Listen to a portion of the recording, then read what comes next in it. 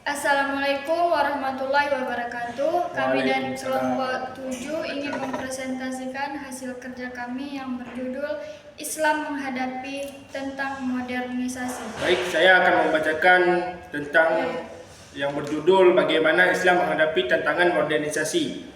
Dalam pandangan Islam, ilmu pengetahuan dan teknologi atau disebut iptek sangat urgen bagi kehidupan umat manusia.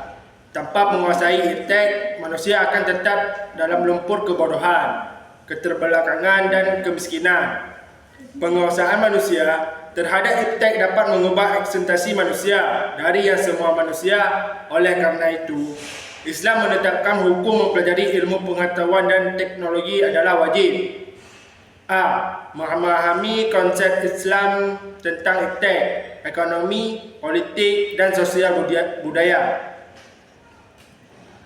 Kata ilmu diambil dari bahasa Arab yang berarti alima ya'lamu ilman, yang berartinya terang. Baik proses perolehannya namun objek kejadiannya. Kata ilmu dalam Al-Quran itu diungkap sebanyak 854 kali. Dengan demikian, pengetahuan adalah segala hal yang sesuatu yang diketahui manusia melalui tangkapan panca indera dan hati al-qaib. Adapun ilmu dalam arti sains atau pengetahuan disebut juga pengetahuan. Coba telusuri pengertian dan pengetahuan ilmiah atau ilmu pengetahuan secara anatologi, epistemologi, dan aksiologi dari buku filsafat atau buku lain. Islam tidak membedakan antara satu disiplin dan disiplin ilmu lainnya.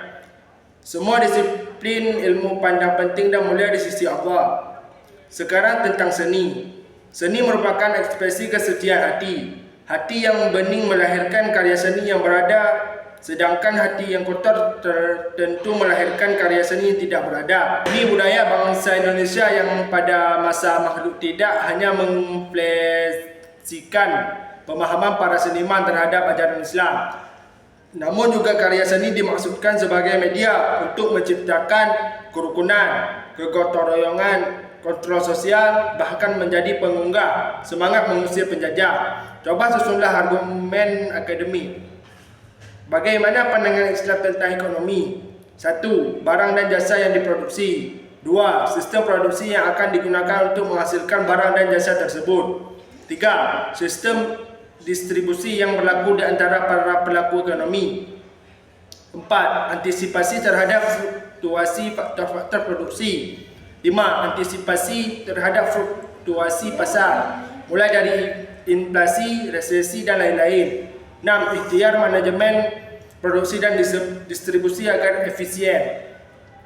Prinsip ekonomi konvensional berbeda dengan prinsip ekonomi Islam. Ekonomi konvensional berbeda dengan prinsip ekonomi berkorban sekecil-kecilnya untuk mendapatkan keuntungan sebenar-benarnya. Prinsip ekonomi tersebut digunakan oleh pedagang mata-mata untuk berusaha memenuhi kebutuhan sebesar-besar atau dengan alat sekecilnya. Kekuatan ekonomi sangat berpengaruh terhadap eksistensi dan wilayah suatu bangsa.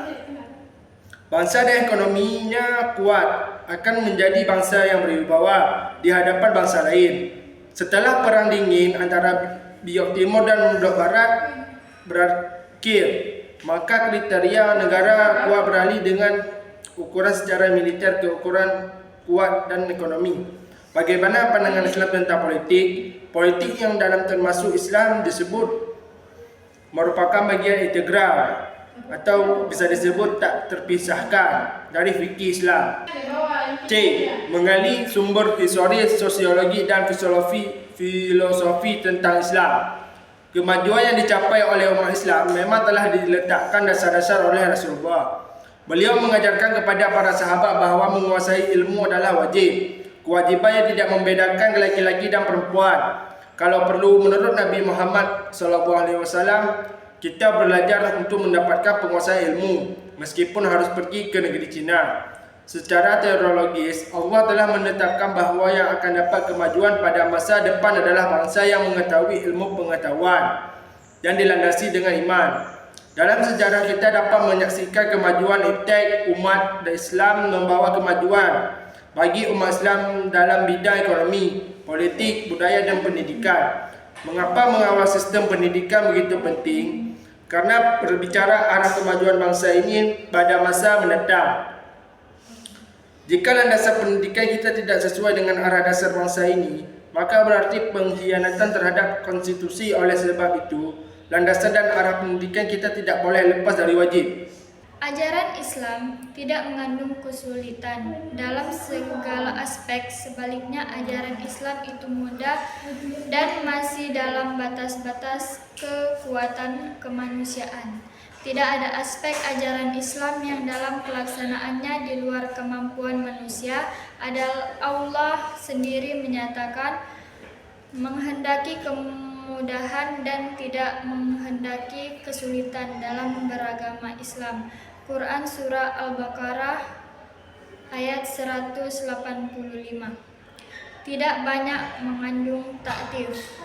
Ajaran Islam tidak mengandung banyak aktif atau beban.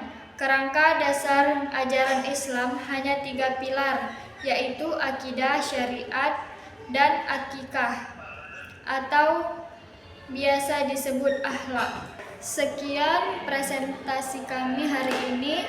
Kami tutup. Wassalamualaikum warahmatullahi wabarakatuh.